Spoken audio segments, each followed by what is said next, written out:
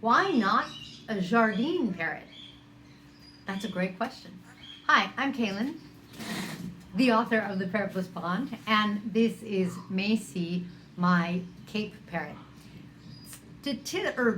Technically, I think she's a gray cape because I feel like her cape, which I understand, I was told is the neck. I mean, I kind of expected a cape to be the head, but anyway, is gray, not really brown. So I'm going to go with Cape Parrot. She and I are going to talk to you about why she's not a Jardine.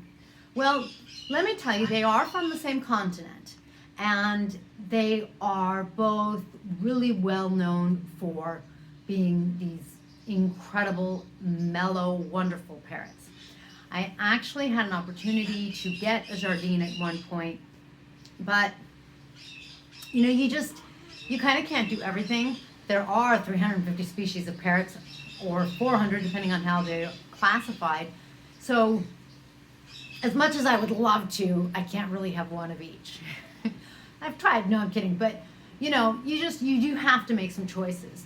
And so I do have Macy, and that's really why I don't have a Jardine. Yes, Jardines are supposed to be, I think, basically a lot like Macy. Really sweet, not terribly noisy, really intelligent, probably really mellow. If a Jardine parrot is like Macy, I would say that at this point, the two species that I think are the most rockin' parrots in my flock would be Cape parrots and golden conure. I really love their temperaments. I really love that they don't just squawk all day long. And I love the way they relate to me.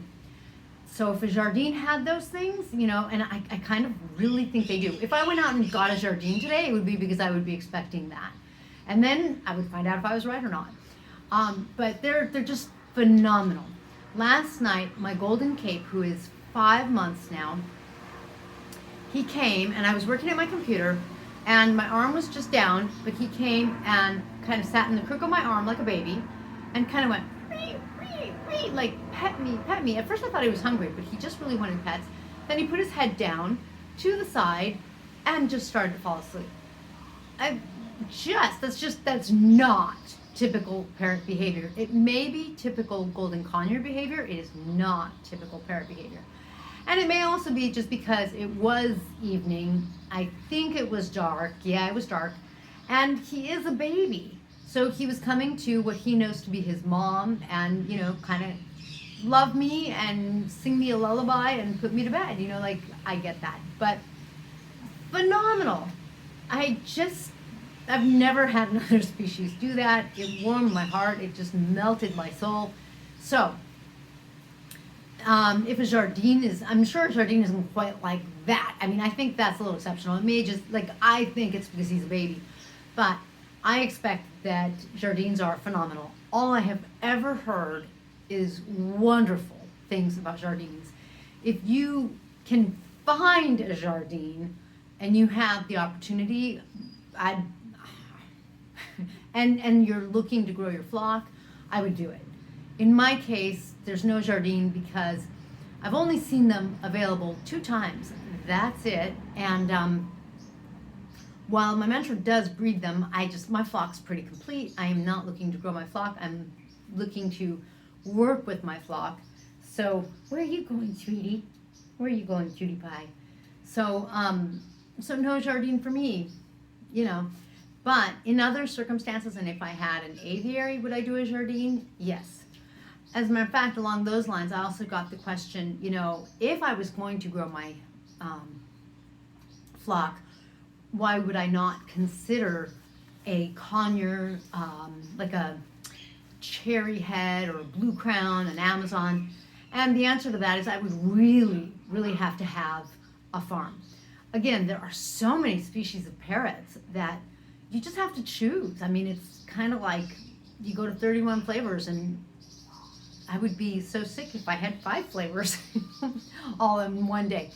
You know, you just have to choose, and unless you really have huge resources of space and money for their food, and I would say money to hire people to help you really keep your parrot in good shape. And by that I mean like keeping their cage clean, keeping their food bowls clean, providing everything you need to provide to make sure that they really have a good setup in which they can have well-being, they can have health, and that kind of thing. You know, if I had all those resources, oh, the parrots I would have, you know, that would change. I would probably have two of everything. Two, because I really like for them to have a buddy, and because the minute you have, I don't know how many parrots, it gets really hard to give individual attention, right, Macy? Yes, you're gonna feed me, thank you. So, given that I do try to give at least some individual attention, it just limits me. But otherwise, yeah, you know, Amazons, like a collection of Amazons, that would be phenomenal. A collection of conures. There's 50 species of conures. At least that's what I counted in my Citiculture book. So, you know, can you imagine if you had 50 species? I don't know if you could like see them and say hi to them each every day. How crazy cool would that be? All right, we're gonna wrap up. If you have any questions or comments about parrots, if you've had incredible experiences with Amazons, conures, or any other species, because if I had those resources, the other thing I would have is a cockatoo area. You know, wouldn't it be cool, kind of like Disneyland, how they have like Fantasyland and, I don't know, Tomorrowland? You could have like Africa and cockatoos, Australia and Asiatic. I mean, how cool would that be? And people could come and visit the parrots of the world by geography. That would be really cool. But for today, I'll just have to really savor the dream. Thank you so much for the really fun question. We'll catch you next time.